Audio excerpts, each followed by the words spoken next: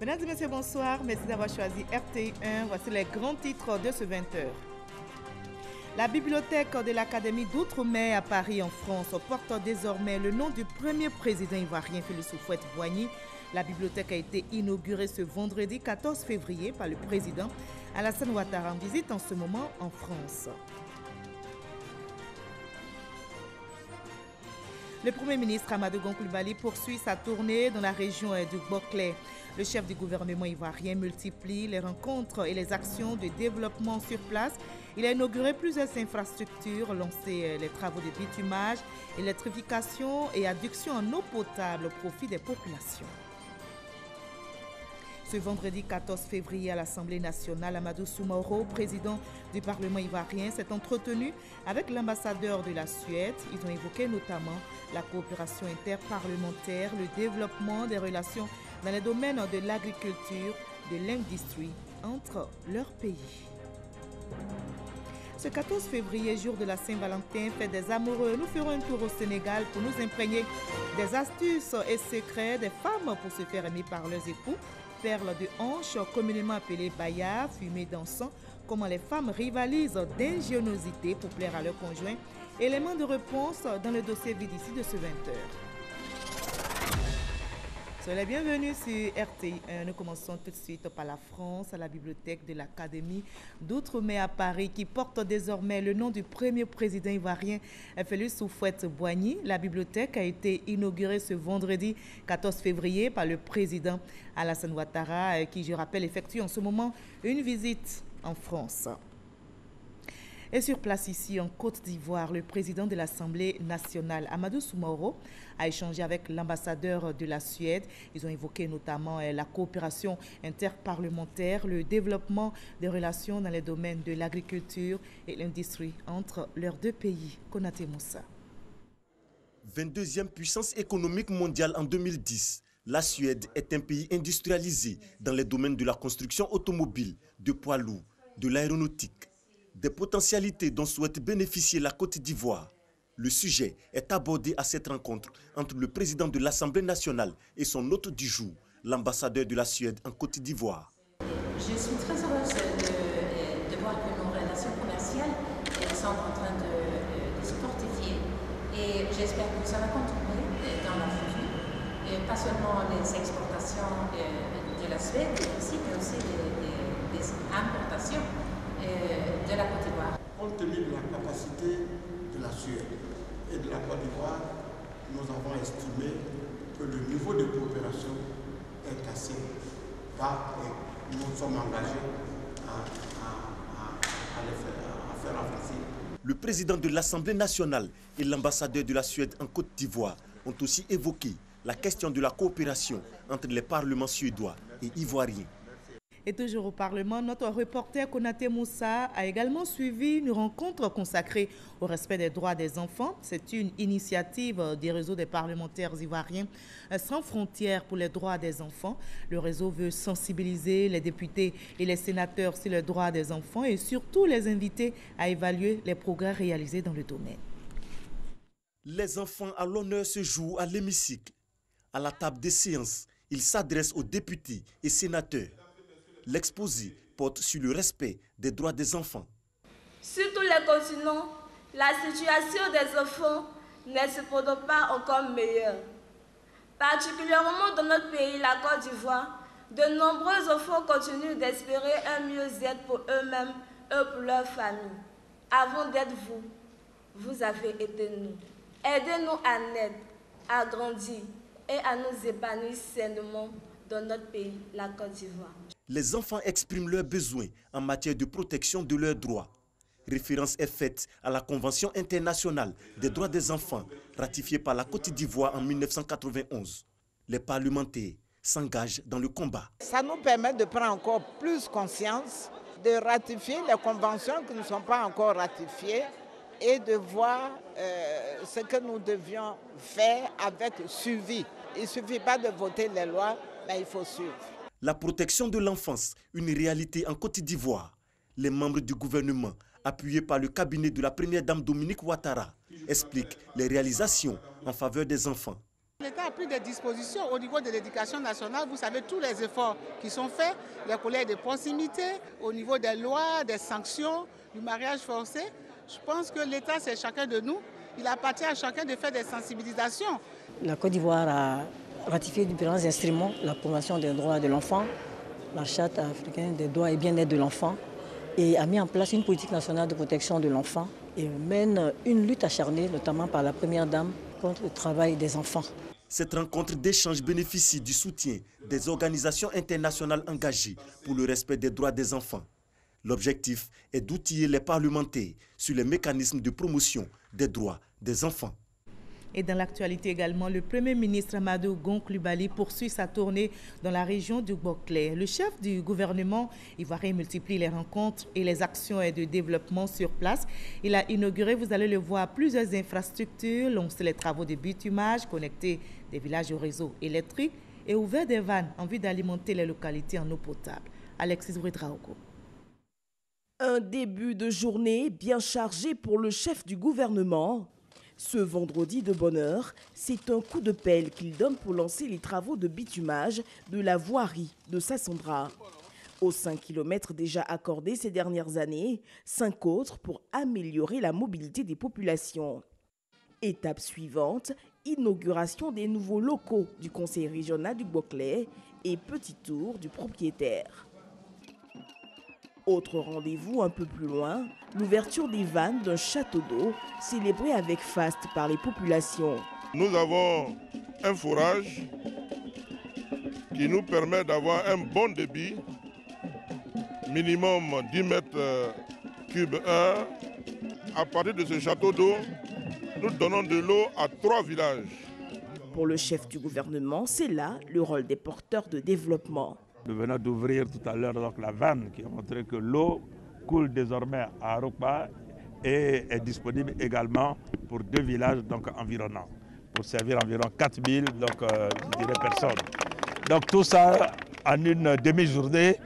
C'est montrer comment, sous les instructions du président, nous sommes en train de mettre en œuvre ces orientations qui consistent à améliorer les conditions de vie quotidiennes de nos compatriotes et à créer des opportunités de revenus. En tout cas, c'est une demi-journée extrêmement fructueuse pour la région du Boclé, pour le département de Sassandra, et je voudrais féliciter tous les acteurs qui ont concouru à l'aboutissement de tous ces projets. Rendez-vous est pris samedi avec les populations du Boclé à Sassandra pour l'apothéose de cette visite de travail de 72 heures. Et toujours dans le Boclé, les travaux de construction du débarcadère du marché central de Sassandra sont terminés. Le site fonctionne. Il a été mis en service par le Premier ministre Amadou Gon Coulibaly. Ce projet est le fruit de la coopération ivoiro-japonaise et il devrait booster le développement de la zone commerciale de la ville de Sassandra. Inauguration du nouveau marché de Sassandra, coupure symbolique de ruban par le Premier ministre Amadou Gon Coulibaly marquant l'inauguration du nouveau débarcadère de la ville. Le 8 décembre 2017, le Premier ministre posait sa première pierre.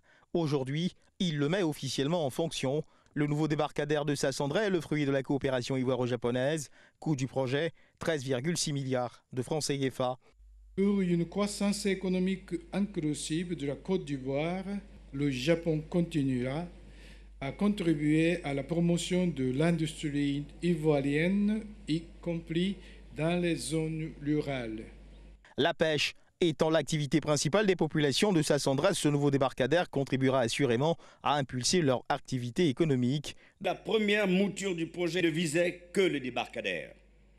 Cependant, les études de faisabilité menées par le Japon ont montré que la construction du débarcadère entraînerait la destruction d'une grande partie de l'ancien marché dont le site menacé par l'érosion côtière était devenu exigu.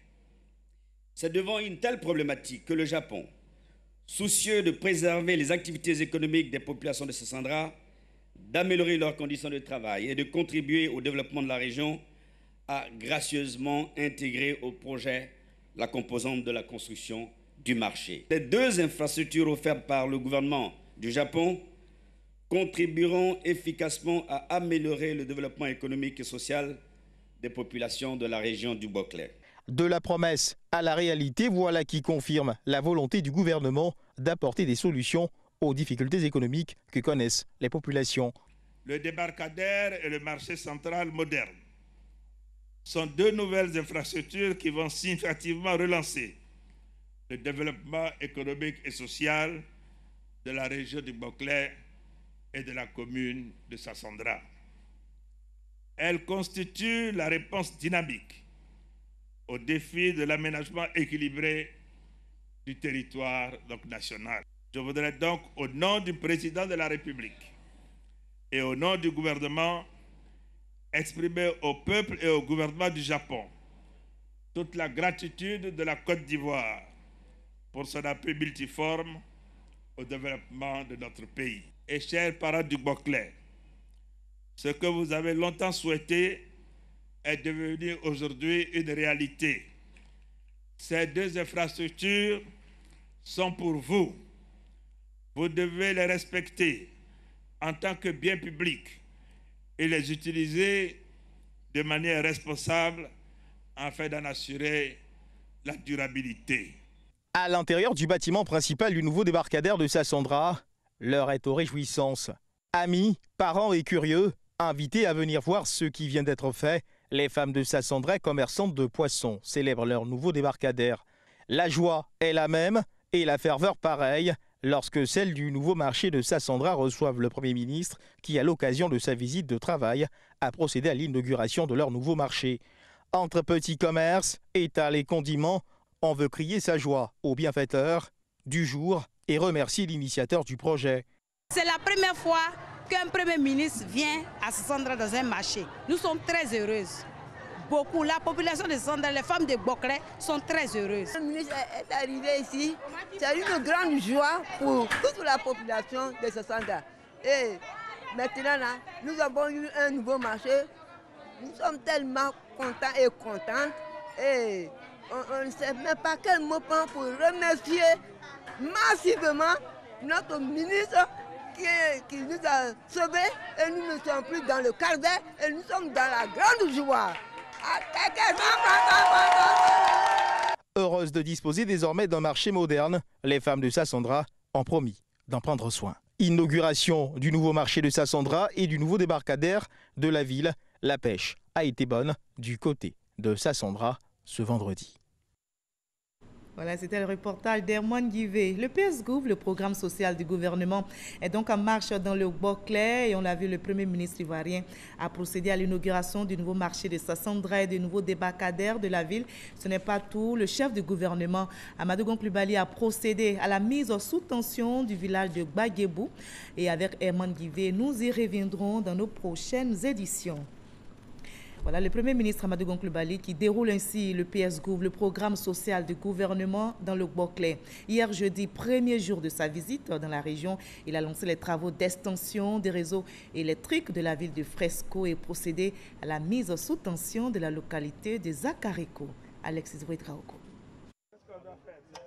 Entre autres temps forts de la première journée du chef du gouvernement dans le Boclé, extension de réseau électrique et mise sous tension dans le village de Zakariko. Et les plus heureux, ce sont bien les populations. Je suis très heureux, mais pas pour moi, pour ma population, mais à travers moi, la population de Zakariko et en particulier le département et la ville de Fresco. Pour le chef du gouvernement, c'est une réelle offensive du programme Électricité pour tous au service de l'amélioration des conditions de vie des populations.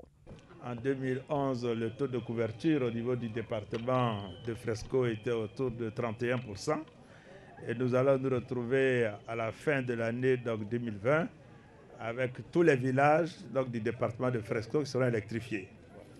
Je suis très heureux de venir ici en visite de travail au nom du président de la République pour constater et mettre en service ces ouvrages. Nous avons lancé un programme d'extension de réseau au niveau de la ville de Fresco qui permet de toucher environ 1000 ménages, environ 6000 personnes, ce qui est énorme pour la ville de Fresco. Et là, nous verrons de mettre sous tension le village de Zakariko. C'est ça la mission du gouvernement et c'est ça la mission des hommes politiques.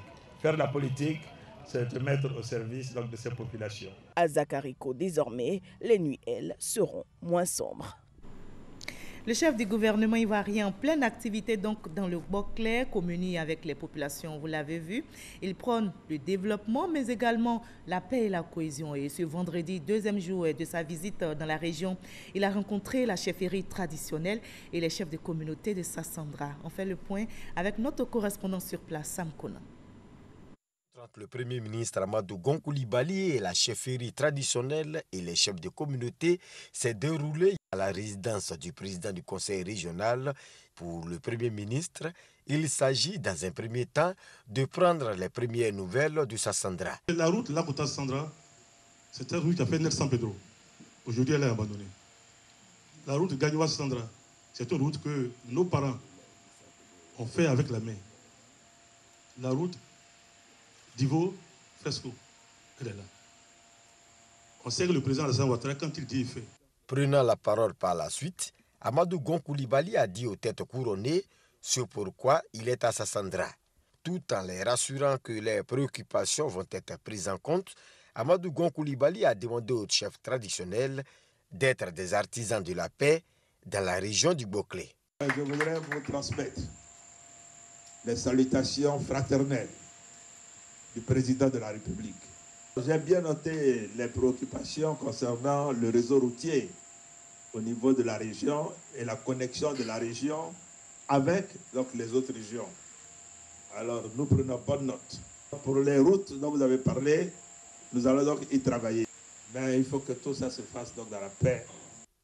Les chefs traditionnels du Boclé, qui ont pris l'engagement de travailler pour la paix, ont fait du Premier ministre leur chef, en lui offrant les attributs y afférents. Et voilà tout ce que l'on pouvait dire ce soir sur la visite du Premier ministre Amadou Gon Coulibaly dans la région du Boclé. Ce 14 février, jour de la Saint-Valentin, fête des amoureux, nous ferons un tour au Sénégal pour nous imprégner des astuces et secrets des femmes pour se faire aimer par leurs époux. Perles de hanche, communément appelées baya, fumée d'encens, les femmes rivalisent d'idées d'ingéniosité pour plaire à leur conjoint. Et notre reporter Sidonie Davila nous conduit dans l'univers de ces parures secrètes au pays de la Teranga. Et c'est dans le dossier Vie d'ici.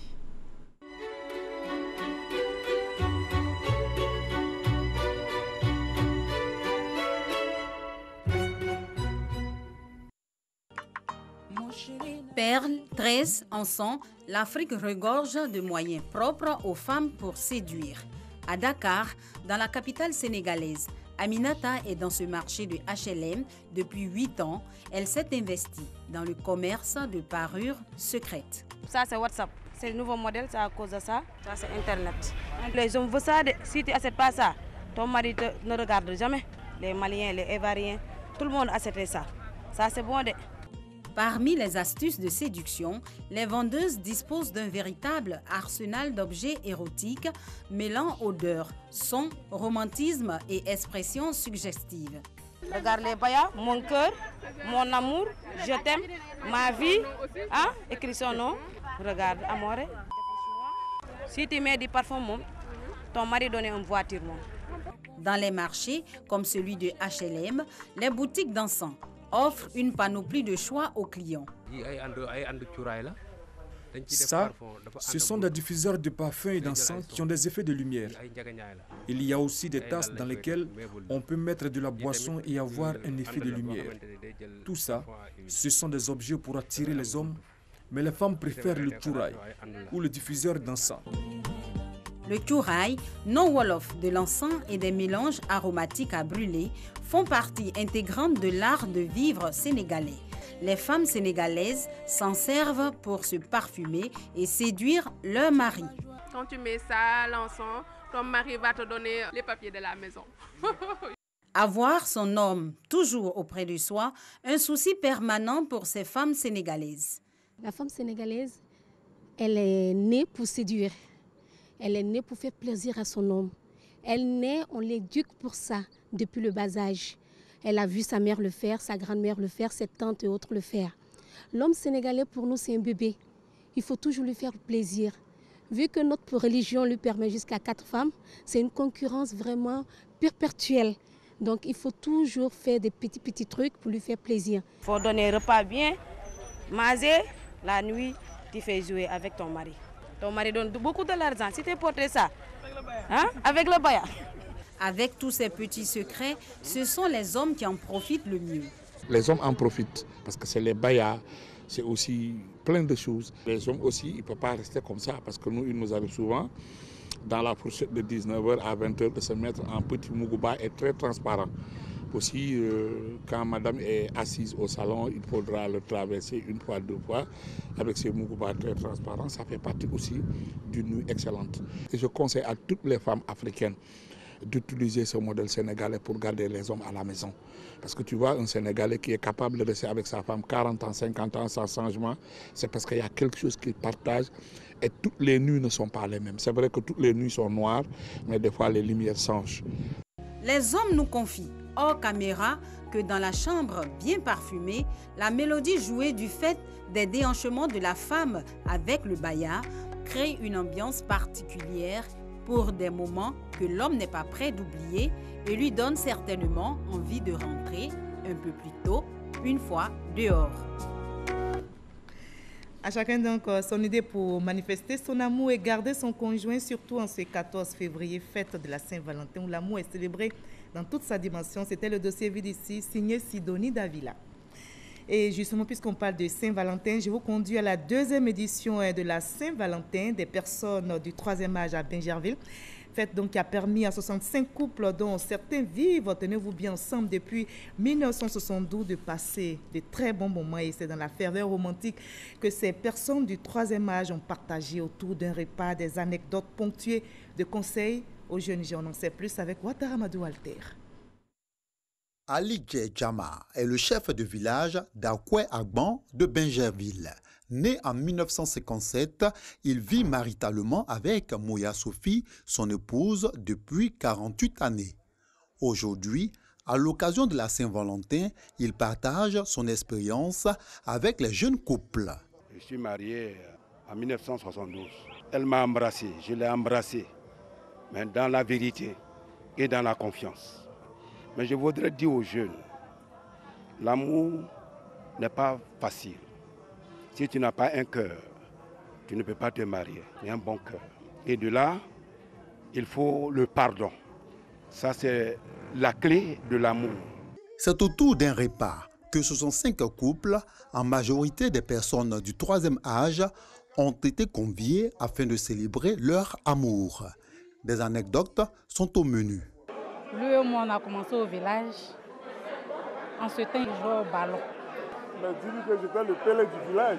Bon, pendant les vacances, dans les tournois, quand on dit que son surnom était Baïgon, quand Baïgon joue, que tu es à Abidjan, tu ne peux pas rester.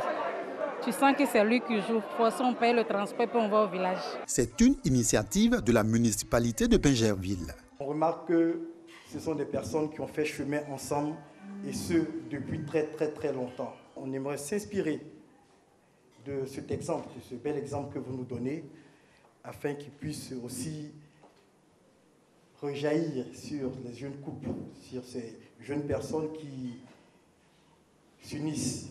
La deuxième édition de la Saint-Valentin des personnes du 3e âge à Bingerville a permis d'offrir aux participants des présents, essentiellement des couvre-lits, des pagnes et des fleurs, des roses, symboles de l'amour vrai. Et tous nos voeux de longévité donc à tous ces couples qui suivent RTI au quotidien. On va changer de sujet, on va parler éducation. L'artiste chanteur Mokobe prône l'excellence dans les établissements d'Abidjan. Avec Maël, l'un des fils de Digue Arafat, il a visité le collège Mitterrand à Yopougon et le lycée moderne d'Abobo. Ce vendredi 14 février, dans ces établissements, ils ont remis des ordinateurs aux meilleurs élèves. On en sait plus avec Stéphane Loboué et Didier Nguessan. Un jour, pas comme les autres, au lycée moderne 1 et 2 d'Abobo. Les élèves de ces établissements ont quitté les salles de classe. Ils reçoivent la visite du maire Ahmed Bakayoko, de Latis Mokobe et Maël, le fils du regretté DJ Arafat. Objectif, récompenser les 28 meilleurs élèves de ces établissements. Je voudrais dire merci au maire et à Maël, à tous ceux qui nous ont offert ces cadeaux. C'est la joie de voir que nos efforts ont été récompensés. L'effort de tous nos collaborateurs, l'effort des parents d'élèves et l'effort des élèves a été récompensé. À travers ce don de 30 ordinateurs, Latis Mokobé vient honorer une promesse faite après le décès de DJ Arafat. On a voulu absolument être là et offrir des ordinateurs pour les enfants, pour les meilleurs, pour leur donner de la motivation, pour qu'ils puissent être encore meilleurs à l'école, parce que pour nous c'est important, vu que Maël est le premier de sa classe. J'espère qu'ils vont être premiers de leur classe comme moi aussi. Travaillez bien, comme ça vous serez récompensés. Ces ordinateurs permettront de relever le niveau de nos enfants, de leur permettre d'avoir accès à cette bibliothèque mondiale grâce à Internet et de travailler dans les mêmes conditions que les enfants qui sont à Paris ou à Washington. La remise d'ordinateurs aux meilleurs élèves des établissements scolaires est la première d'une série d'actions que compte mener Latis Mokobé, une manière de promouvoir davantage l'excellence en milieu scolaire. On parle excellence, mais aussi de paix. Dans ce 20h, l'Église catholique organise demain samedi 15 février une cérémonie de prière pour la paix. Lieu de cette rencontre d'adoration et de prière, la cathédrale Saint-Paul du Plateau. Et tout est fin prêt pour cet événement. Les organisateurs rassurent sur les mesures sécuritaires et appellent les participants à cette rencontre de prière pour la paix au respect des consignes. Konaté Moussa. Tout est fin prêt. La grande messe dédiée à la paix initiée par la jeunesse catholique prévue ce samedi 15 février. L'esplanade de la cathédrale Saint-Paul du Plateau va accueillir de nombreux jeunes pour une journée de prière et d'adoration. Les dispositions sont prises pour un événement réussi. La sécurité sera assurée avant, pendant et après. La police qui assurera la sécurité à l'extérieur. Il y aura à l'intérieur chez nous ici, dans l'église, il y aura le service d'ordre diocésain, les scouts et une sécurité des jeunes même à l'intérieur. Il nous est demandé de venir, pour ceux qui le peuvent, avec le pagne catholique. Et il y a 3-4 sortes de pagne catholiques qu'on peut venir avec. Ceux qui n'ont pas de pagne catholique peuvent venir avec un haut blanc, mais surtout pas de figie de parti politique ou d'inscription d'adhésion à un parti politique. Si nous n'avons pas d'autres habits, nous portons l'habit que nous avons, mais nous ne tolérerons pas que certaines viennent avec l'effigie de son parti ou une prescription qui invite à adhérer à son parti ou à adouber quelqu'un. Les organisateurs invitent tous les participants à cette cérémonie de prière pour la paix, au respect des consignes. On termine et toujours en religion. Mohamed Lamine Kouyaté, l'imam central de la mosquée du lycée technique à Cocody, a été intronisé aujourd'hui, vendredi 14 février, par le COSIM, Conseil supérieur des imams des mosquées des affaires islamiques. Cette cérémonie permet donc à l'imam Kouyaté d'être l'interlocuteur direct de l'instance dirigeante de l'islam en Côte d'Ivoire dans cette mosquée. Issa Tchounayeo. C'est désormais clair dans l'esprit des fidèles musulmans de Cocody. Mohamed Lamine Kouyaté est l'imam central de la mosquée du lycée technique. Le Conseil supérieur des imams, des mosquées et des affaires islamiques, COSIM, vient de lui donner ce pouvoir par la voix de l'imam Mamadou Traoré, conseiller du Cheikh Bouakari Fofana. Cette décision du COSIM vient mettre fin à une période de dysfonctionnement dans la gestion de la communauté musulmane de cette mosquée. Le Ben du COSIM, en sa qualité d'autorité hiérarchique, décide ce qui suit. 1. Il prend acte de la pétition pour le maintien de l'imam Mohamed Lamine Kouyaté dans ses fonctions signées par les fidèles de la communauté musulmane du lycée technique. 2. L'imam Mohamed Lamine Kouyaté est confirmé par son intronisation ce jour en qualité de l'imam central de la commune. 3. Tous les organes de gestion de la commune sont dissous à compter de ce jour. Au cours de cette cérémonie d'intronisation de l'imam Mohamed Lamine Kouyaté, le COSIM a mis en garde contre toutes les tentatives de déstabilisation de la communauté musulmane. Un comité ad hoc dirigé par l'imam El Hadj Kouyaté Bafimouri est créé. après dissolution de tous les organes de gestion de la commune pour gérer les affaires courantes de la mosquée. Ce comité est également chargé d'organiser une assemblée générale extraordinaire avant le 30 juin 2020 pour renouveler les organes de gestion de la commune. Et pour refermer ce journal, je vous conduis en France, la bibliothèque de l'Académie d'Outre-mer à Paris qui porte désormais le nom du premier président ivoirien Félix Houphouët-Boigny. La bibliothèque a été inaugurée aujourd'hui, vendredi 14 février, par le président Alassane Ouattara qui effectue une visite en France. Jérôme Kofi-Arbolin. On l'appelle désormais la bibliothèque Félix Houphouët-Boigny de l'Académie des sciences d'Outre-mer. 6-15 rue La Pérouse, 75 116 Paris. Cette bibliothèque a été inaugurée ce vendredi dans la capitale française. Au nombre des illustres personnalités présentes à cette cérémonie d'inauguration, le président de la République de Côte d'Ivoire, Alassane Ouattara. Pour le chef de l'État ivoirien, l'hommage rendu au premier président ivoirien à travers cette cérémonie constitue un immense honneur à la Côte d'Ivoire, terre de paix et d'amour. Je voudrais revenir à l'un des legs politiques majeurs de Félix Houphouët-Boigny, le dialogue. À ce chapitre, il a toujours dit « Le dialogue est l'arme des forts et non l'arme des faibles ». Houphouët-Boigny s'appliquait à lui-même l'éthique du dialogue dans le règlement des conflits sociopolitiques survenus pendant sa gestion des affaires publiques. Modeste et sobre, Houphouët-Boigny l'était, lui qui se contentait de peu, en voulant le maximum et le meilleur pour la Côte d'Ivoire.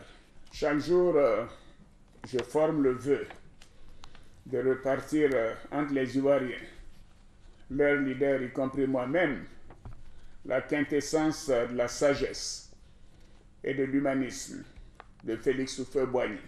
La bibliothèque Félix Houphouët-Boigny de l'Académie des sciences d'Outre-mer est la plus importante dans son domaine en France. Elle s'est enrichie de 60 000 ouvrages en provenance du Fonds d'Outre-mer de la Direction de l'information légale et administrative française. Elle dispose en outre d'un fonds de près de 100 000 volumes sur tous les enjeux et toutes les problématiques de l'outre-mer dans les domaines politiques, économiques, culturels, sociaux, démographiques et scientifiques. Voilà, fin de ce 20h. Merci de nous avoir suivis. À 23h, Kolo Koulibaly prendra le relais pour un nouveau journal. Et demain 13h, retrouvez Hamza Diaby.